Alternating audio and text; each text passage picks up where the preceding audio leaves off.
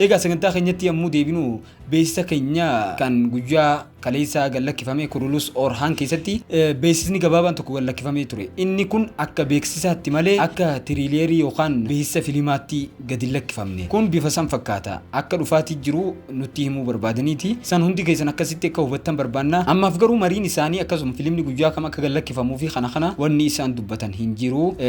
Garuu filimni bifa bareedaadhaan akka gallakkifame baay'ee beekamaadha. Filima keessatti haalaataan itti hojjetame akkuma nuti yaadnetti haala bareedaadhaan akka hojjetamu duraan dubbannee turre akkasuma bifa bareedaadhaan akka hojjetame abdii qabna. Akkasuma waa'ee hojii kaameeraa yoo dubbanne dhugaa rabbiitti baay'ee akka malee das nama ja'a. Filimoota gurguddaa kan Netflix faa bifa sanii wal fakkaatee hojjetame kaameeraan isaa baay'ee nama hawwata. Akkasuma beeksisni yeroo jalqabe keessatti illee gara jalqabaatti jechuudha. Yeeyyiin takkalleen gara duubaatti ni mul'atti. Yeeyyiin mul'ifamte sunillee mallattoo bilisummaa Turkii taateetti fudhatamtii jaamaa jira. Kana waliin Orhaan beelleen farda irratti haala baay'ee gaarii ta'een mul'ateeti jira. Kana jechuun farda yaabbachuu keessatti taatoo kana yookaan aktara kanaaf leenjiin ajaa'ibaa akka kennameefii jiru ni mul'ata. Kanumaan wal qabatee akkuma kanaan dura laallee turre seenaa yookaan filima Kurulus Osmaan keessatti balahaatun akkasuma Osmaan Bey laalleeti turre jaalala isaan filima san keessatti qaban argaati turre akkasuma bifa wal fakkaatu yeroo kanatti kanumaatu irra deebi'amee tahaati jira. Garuu yeroo kana Orhaan Bey fi Olofiraa jechuunis Nilfer Haatun seenaa tokko keessatti yookaan as keessatti ni mul'atu. Bifa wal fakkaatuun akka isaan hojjechaa jiran ni mul'ata jechuudha. Kana qofa osoo hin taane illee